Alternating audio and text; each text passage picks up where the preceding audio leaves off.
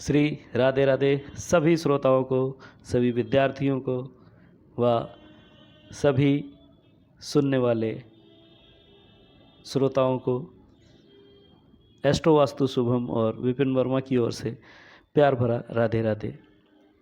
हम वास्तु ज्ञान की सीरीज़ को लेके चल रहे हैं जिसमें दिशाओं की जानकारी पर बातचीत हो रही है। आज हम बात करते हैं पूर्व दिशा की। सूर्योदय पूर्व दिशा से ही होता है। ज़्यादातर लोग पूर्व दिशा का ही प्लॉट लेना चाहते हैं। ज़्यादातर लोगों का घर पूर्व दिशा में निर्मित हो, ऐसा उनकी इच्छा रहती है। अरुणोदय सूर्य का ही एक दूसरा नाम है। सूर्य भगवान है पृथ्वी पर रहने वाले सभी जीवों के लिए।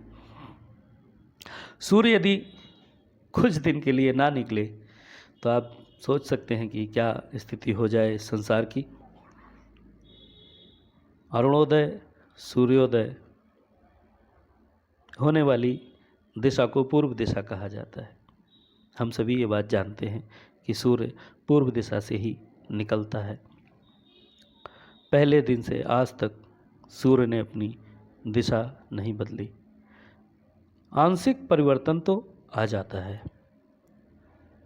बहुत सारे फोटोग्राफर्स ने इस तरीके से सूर्य की रोज़ एक फ़ोटो खींच के, मतलब मंथली एक फ़ोटो खींच के ये बताया। वैसे भी विज्ञान ने हमें बता दिया है कि थोड़ा थोड़ा सा फर्क हो जाता है दक्षिणायन और उत्तरायण में। ये हमारे जो ग्रंथ हैं, हमारे जो पत्रा है, वार्षिक पत्र आता है, उससे भी पता चलता है। अनेकों वास्तु ग्रंथों में इसके लिए प्राची आदि विश्लेषणों का प्रयोग किया गया है। पूर्व दिशा पितृस्थान की सूचक है। पूर्व दिशा को पितृस्थान माना गया है। ऐसा माना है कि पितरों की पूजा इसी दिशा में की जानी चाहिए। इस दिशा की ओर मुख करके पूर्वजों की पूजा करने से पितृ संतुष्ट होते हैं। अग्नि तत्व और पूर्व दिशा का द्वार प्रभावित होता है। अग्नि तत्व भी पूर्व दिशा द्वारा प्रभावित होता है। इस दिशा के अधिष्ठाता इंद्र हैं। इंद्र देवता को पूर्व दिशा के आधिकारिक देवता के रूप में मान्यता प्राप्त है। पूर्व दिशा सूर्य की तेजवान रश्मियों का प्रवेश द्वार। अतएव वास्तु रचना करते समय इस दिशा को हमेशा खाली छोड़ देना चाहिए, जिससे सूर्य की रश्मियाँ स्वतंत्र रूप से भवन में प्रवेश कर सके। सूर्य की ऊर्जा, सूर्य की रोशनी, सूर्य की किरणों में बहुत सारी ऐसी लाभकारी रश्मियों में ऐसी लाभकारी चीज़ें होती हैं जो हमारे लिए ऊर्जा देने का काम करती हैं। दुर्गुण हटाने का कार्य भी पूर्व दिशा से आने वाली सूर्य की किरणें करती हैं। पूर्व दिशा में किसी भी तरह की वीथी अच्छी नहीं होती है। हम अपने जो चैनल पर जो हमने वास्तु का ज्ञान सीरीज़ से पहले जो वास्तुशास्त्र की जो पढ़ाई हमने जो डाली है, सिलेबस जो डाला है, उसमें वीथियों की बात हुई है। तो जो वीथी है वो कौन कौन से वेद हैं, वीथी मतलब वेद, कौन कौन से वेद हैं, उन वेद की बात हुई है। और लगभग 36 के आसपास समथिंग वहाँ पर वेद आते हैं जो पूर्व दिशा के वेद हैं। हर दिशा के अलग अलग वेद हैं। अगर पूर्व दिशा के वेद को हम जानेंगे तो वहाँ उस वीडियो को जाके आप देखेंगे तो समझ जाएंगे कि कौन कौन से वेद हैं। वो वेद मुख्य दरवाजे के सामने नहीं होने चाहिए, पूर्व दिशा में नहीं होने चाहिए। इस दिशा में अगर कोई भी वेद अस्तित्व में आता है तो नकारात्मक प्रभाव देता है।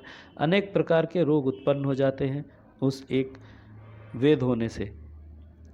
सूर्य आर्थिक अवस्था हमेशा खराब रहती है। यदि ऐसी व्यवस्था हो कि पूर्व दिशा में वीथी हटाई जा सके तो हटानी चाहिए, वेद हटा देना चाहिए।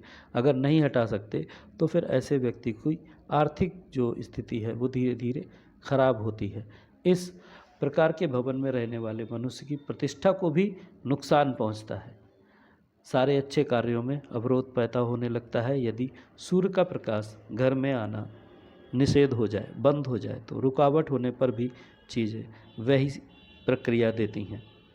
इंद्रदेव को पूर्व दिशा का अधिष्ठाता बतलाया गया है और इस दिशा के सबसे अधिक प्रभावशाली होने के कारण के रूप में भी बतलाया गया है। इंद्र देवताओं के राजा हैं और प्रत्येक कार्य में निपुण हैं। इंद्रदेव शत्रु संहारक हैं और इनके अनेकों रूप हैं। वे ब्रह्मदेव के मुख से उत्पन्न हुए हैं। अब ये थोड़ी सी बात शायद लोगों को विचार करने से रोक दे कि मुख से कैसे उत्पन्न हो सकते हैं। अब सूर्य को भी तो देवता कहा गया, सूर्य के भी हाथ पैर फोटो में दिखाए जाते हैं, पर सूर्य जो ग्रह के रूप में देखते हैं तो सिर्फ एक गोला है। ये समझाने के लिए बहुत ही रोचक तथ्य होते हैं, इसलिए उनको सिंबॉलिक घटनाओं के माध्यम से समझाने का प्रयास करते हैं। एक ऊर्जा दूसरे ऊर्जा में से निकलती है। गेहूं में 3 तरीके के तत्व होते हैं, एक से मैदा बनता है, एक से आटा और एक से दलिया का निर्माण होता है। तो वैसे ही एक गेहूं में ही 3 चीज़ें हो गई। तो अब अगर कहा जाए कि गेहूं से मैदा पैदा हुई है तो माना जाएगा ना, रवा भी माना जाएगा। तो यही प्रक्रिया है कि ब्रह्म कोई एक चीज़ है जहाँ से चीज़ें निकलती हैं। तो समुद्र में से भी बहुत कुछ निकला था, पर हम गलत रास्ते पे तो नहीं गए। इंद्रदेव को अपनी इच्छा के अनुसार रूप धारण करने की शक्ति प्राप्त है। पानी के बूंद को अगर हम पानी को थोड़ा सा अगर हम फ्रिज में रख दें तो वो जम जाएगा। उसी पानी बर्फ़ के टुकड़े को हम तवे पे रख के गर्म कर दें तो भाप बन के उड़ जाएगा। तो रूप बदलने की शक्ति तो पानी के पास भी हुई ना। अब हो सकता है इंद्र को ऐसा कहा गया है कि वो रूप बदलने वाला है, मतलब वो सिचुएशन के हिसाब से अपने आप को ढाल सकता है। इंद्र को वर्षा का देवता भी माना जाता है। अब वर्षा हमेशा तो नहीं होती, तो कहें अब इंद्र है नहीं, इंद्र खत्म हो गए, ऐसा नहीं है। एक समय चक्र है, अपने हिसाब से वर्षा का जब समय आएगा तो वर्षा होगी, पतझड़ का समय आएगा तो पतझड़ भी होगी। इंद्र की आराधना से ही वर्षा का जल प्राप्त होता है। एक सर्कुलेशन है, वो जब पूरा होता है तो बारिश होती है। ये साइंस हमें बता चुकी है। पूर्व दिशा की उपासना करके एक तरफ तो मनुष्य को सूर्य से सदृश तेज और यश प्राप्त होता है, दूसरी तरफ इंद्रदेव के समान ऐश्वर्य और वैभव की भी प्राप्ति होती है। पूर्व दिशा के राजा इंद्र के ऐश्वर्य के विषय में यह बतलाया जाता है कि वह द्युलोक के अधिष्ठाता हैं। उनकी राजधानी अमरावती है। वह ऐरावत जैसे बहुत ही बेहतरीन हाथी पर सवार होते हैं। उनका अश्व जो है, उसका जो घोड़ा है, उसको उच्चश्रवा कहा गया और जो उनका शस्त्र है वो दधीची की हड्डियों से बना वज्र है। इंद्र के अलावा इस दिशा में सूर्य, अग्नि, जयंत, ईश, पर्जन्य, सन्य, भूप और आकाश का भी वास है।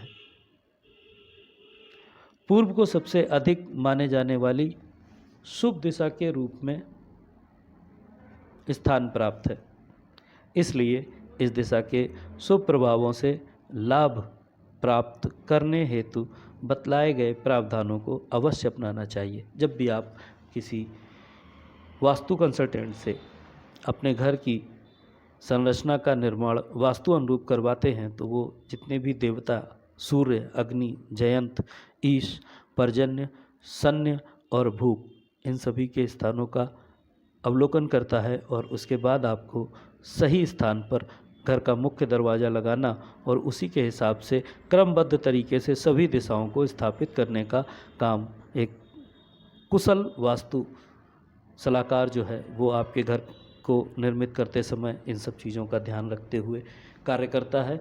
और थोड़ी सी टेक्निकल प्रॉब्लम तो आती है, आपको लगता है मकान ऐसा होना चाहिए, आपने सपनों में कुछ और सोचा है, हकीकत में वो शायद थोड़ा सा बदल जाता है, पर यदि आप उसको पूरी सहमति के साथ स्वीकार करते हैं तो वही मकान आपको सभी प्रकार के सुख देता है।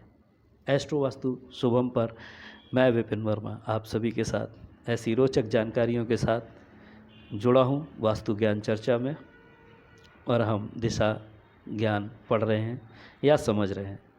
मिलते हैं